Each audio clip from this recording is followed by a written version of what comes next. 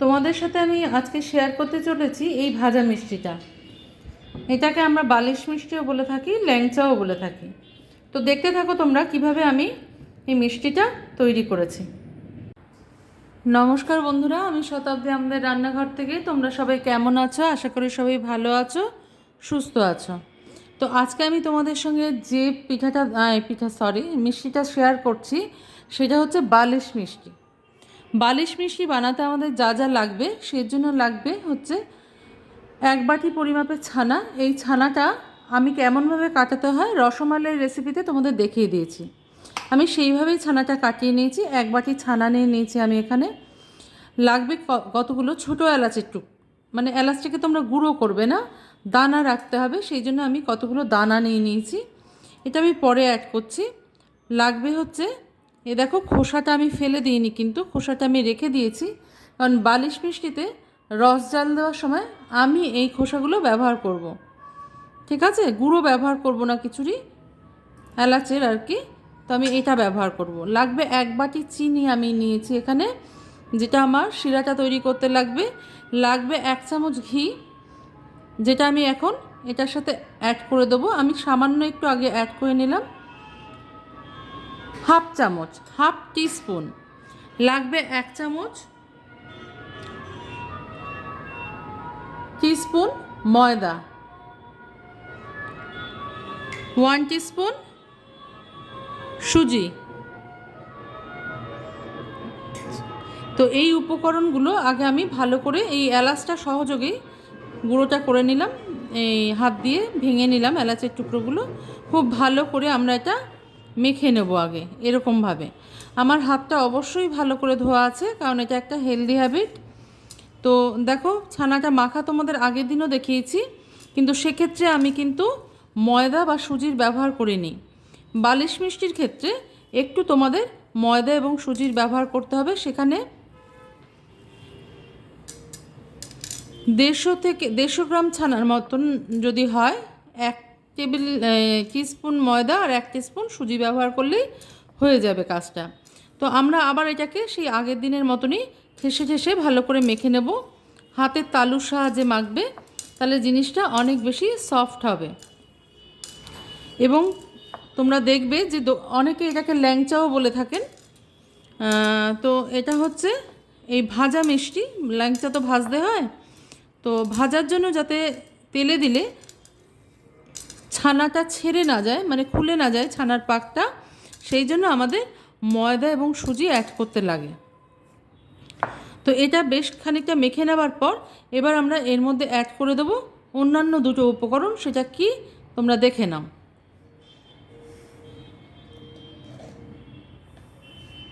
দেব হচ্ছে এর সঙ্গে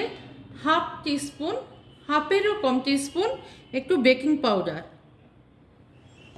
আর দেব হচ্ছে 1/4 টিস্পুন, মানে 1 চিমটে খাবার সোডা বা বেকিং সোডা, যেটাই বলে থাকো না কেন তোমরা। এবার এটাকে ভালো করে আবার মাখবো। ভালো করে তালুর সাহায্যে মাখবে, হাতের তালুর সাহায্যে। এটা ঘরে বানানো খুব সোজা, আমাদের মনে হয় ওরকম। এটা বানাতে আরও কম সময় লাগবে, শুধু ভাজতে যেটুকু সময় লাগে। আমি জানি তোমরা অনেকেই বানাতে জানো, কিন্তু যারা জানো না তাদেরকে আমি দেখিয়ে দিলাম ঠিক কেমন করে বানাতে হবে। এবার আমি এর সঙ্গে অ্যাড করব 1 টিস্পুন চিনি দিয়ে এবার ভালো করে আবার মেখে নেব। বেকিং সোডা বা বেকিং পাউডার যেটাই অ্যাড করবে, সেটা আগে ময়দা আর সুজিটাকে মিশিয়ে নেবার পর ব্যবহার করবে। তো এরকম ভালো করে হাত দিয়ে হাতের সাহায্যে ডলে ডলে তোমরা মেখে নেবে, যতক্ষণ না সুজিটা মোলায়েম হয়ে যাচ্ছে।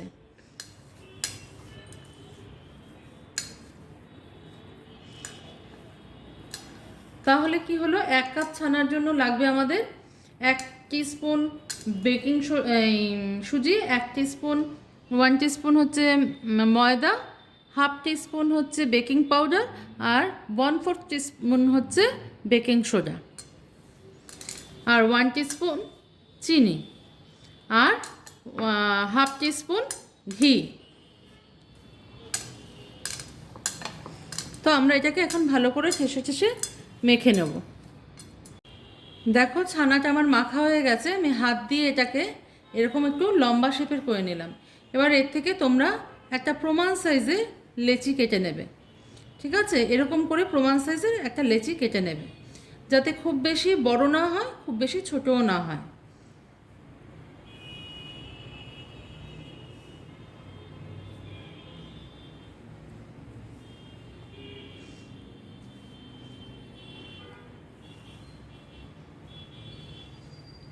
আমার এখান থেকে 7টা লেচি বেরিয়েছে। তো আমি এবার করব কি, 2 হাতের তালুতেই একটু ঘি মাখিয়ে নেব। যেই ঘিটা আমাদের বেঁচেছিল ওখান থেকে একটুখানি হাতের তালুতে ঘি মাখিয়ে নেব। ঘি মাখিয়ে এই এই বল এটাকে আগে বলের আকারে গড়ে নেব, এরকম করে তারপরে আমরা এরকম একটু করলেই দেখো শেপটা চলে এসছে। এরকমভাবেই আমি প্রত্যেক কটা গোলা তৈরি করে নেব। প্রথমে একটু গোল করে নেব, তারপরে একটু হাত দিয়ে এরকম করে নেব, বালিশ মিষ্টির শেপটা দিয়ে নেব আর কি, বা ল্যাংচা তোমরা যাই বলো, যে যেরকম বলে আর কি। এটা এই হলো গোল, তারপরে এরকম হলো, এরকম করে একটা একটা করে আমি সবগুলোই তৈরি করে নেব। হাতে প্রথমবার একটু ঘি মাখিয়ে নিলেই হয়, তারপরে আর দরকার হয় না। দেখো এটার মধ্যে কিন্তু কোনো ক্র্যাক নেই বা কিচ্ছু নেই। মানে মাখাটা খুব বেশি জোর দিয়ে মাখবে না, খুব হালকা হাতে প্রেস করে করে মাখবে, আর খুব বেশিক্ষণ মাখার দরকার হয় না। কারণ যদি এর থেকে ঘিটা বেরিয়ে যায়, তেলটা বেরিয়ে যায়, তাহলে কিন্তু সেটা খেতে ছিবড়ে ছিবড়ে লাগবে, ভালো লাগবে না। তো আমার মোট 7টা হয়েছে। এবার আমরা কড়াইটা বসিয়ে নেব তেল গরম করবার জন্য। যেটুকু ঘি বেঁচে ছিল সেটুকু আমি এটার সাথে যোগ করে দিলাম। এবার তেলটা গরম হতে থাকুক, গরম হয়ে গেলেই, মোটামুটি গরম হয়ে গেলে আমরা মিষ্টিটা ভেজে নেব। আর এপাশ দিয়ে তেলটা গরম হতে হতে আমরা তৈরি করে নেব চিনির শিরা। এবার আমি কি করব, চিনির শিরাটা তৈরি করবার জন্য গ্যাসটা জ্বালিয়ে আমি তো আরেকটা তাওয়া বসিয়ে দিয়েছি। এবার তাওয়ার মধ্যে দিয়ে দেবো প্রায় 1 বাটি পরিমাণ চিনি, বা 1 কাপ, যেটা মানে কাপের মেজারমেন্টে 1 কাপ 200 গ্রাম চিনি। এর সঙ্গে আমি মিশিয়ে দেবো খুব কম, ধরো একটুখানি জল, মানে হাফ কাপ মতন জল। এবার এটাকে ভালো করে নাড়িয়ে নিতে হবে।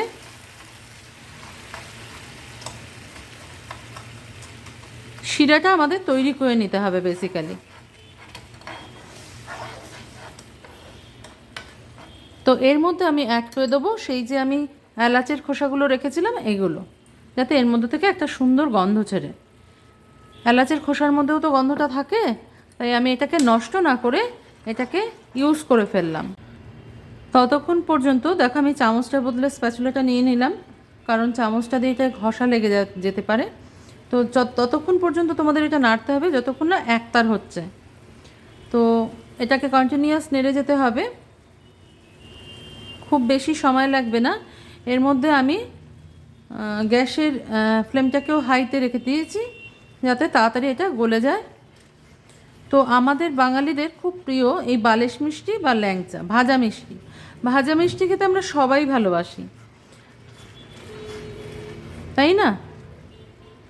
আমার পুরনো সাবস্ক্রাইবার, নতুন সাবস্ক্রাইবার সবাইকে অনেক অনেক ধন্যবাদ আমার পাশে থাকার জন্য। তোমরা তো দেখেছো কত সুন্দর ল্যাংচাটা তৈরি হয়েছে, বা বালিশ মিষ্টিটা তৈরি হয়েছে। যে নামেই ডাকো, জিনিস তো একটাই। তো আমি এখন দেখব এটা একতার হয়েছে কিনা, এখনো হয়নি। আচ্ছা, এটা হয়ে গেছে। এবার আমি এই রাসটাকে দেখতে পাচ্ছ, তারটা দেখো, কড়াইতে আমি তেল আর ঘি একসাথে দিয়ে গরম করে নিয়েছি। তো এটা ফ্রাইং প্যানে ভাজবে না কেউ, কড়াইতেই ভাজবে, তাহলে জিনিসটা সুন্দর হয়। আমি প্রথমে ফ্রাইং প্যান নিয়েছিলাম ভাজবার জন্য, তারপরে আমার মাথায় এলো যে না, ফ্রাইং প্যানে ভাজা যাবে না। আমি এরকম একবার ভেজেছিলাম, তখন আমার একটু অসুবিধা হয়েছিল ফ্রাইং প্যান থেকে তুলতে আর কি। তো আমরা তেল আর ঘিটা দুটোই গরম করে নিয়েছি। এবার একে একে এই বালিশ মিষ্টি বা ভাজা মিষ্টি যেটা আমরা তৈরি করব সেটা আমরা এর মধ্যে ছেড়ে দেবো একটা একটা করে। যারা নতুন করবে খুব সাবধানে একটা একটা করে দেবে। আমি একটু দেবার আগে আরেকবার একটু হাত দিয়ে প্রেস করে দিলাম।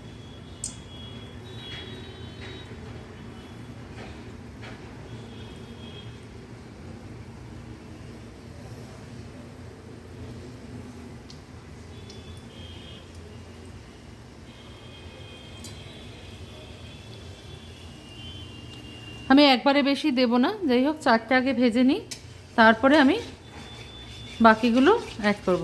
একটু একটু করে তেল এমনি করে উপরে দিয়ে দেবে।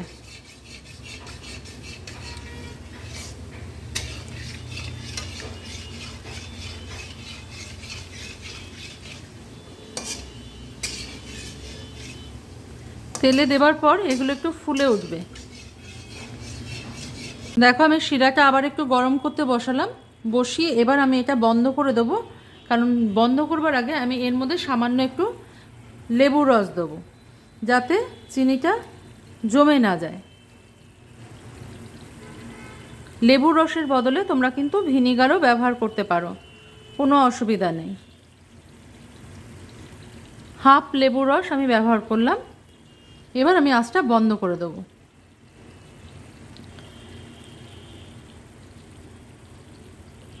একটা লেবুর বীজ পড়েছিল, সেটা আমি তুলে দিই। দেখো চিনি শিরাটা আমার তৈরি হয়ে গেছে। তো এবার এটার মধ্যে আমি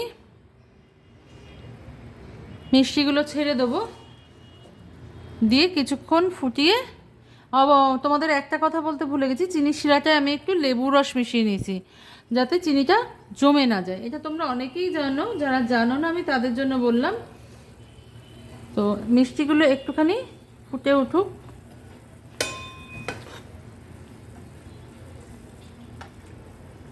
তো দেখে নাও, একটু ঠান্ডা হয়ে যাওয়ার পর আমি এই মিষ্টিগুলোকে তুলে নিয়েছি একটা পাত্রে। তোমাদের দেখিয়ে দিই এই মিষ্টিগুলো ঠিক কতটা নরম হয়েছে। তো এই রকম মিষ্টি বাড়িতে তৈরি করে তোমরা অবশ্যই খেয়ে দেখবে, খেতে খুব ভালো হয়। দোকান থেকে কিনে খাবার কোনো প্রয়োজন হবে না তোমাদের। এরকম ভাজা মিষ্টি আমরা সবাই খেতে পছন্দ করি, ভাজা মিষ্টি। তো আজকের রেসিপিটা যদি তোমাদের ভালো লেগে থাকে অবশ্যই লাইক করো, শেয়ার করো, কমেন্ট করো, আর নোটিফিকেশান বেল আইকনটা প্রেস করে দিও প্রথম নোটিফিকেশান পাওয়ার জন্য। তো আজকে এই পর্যন্তই থাক, পরের দিন দেখা হচ্ছে আরেকটা কোনো রেসিপি নিয়ে তোমাদের সঙ্গে। তোমরা সবাই সুস্থ থেকো, ভালো থেকো।